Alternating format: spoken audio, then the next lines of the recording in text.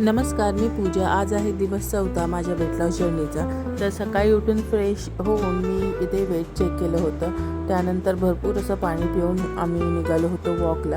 आज वॉकसोबत थोडीफार रनिंग देखील केली होती, कारण मला रनिंग पण वाढवायची आहे हळूहळू.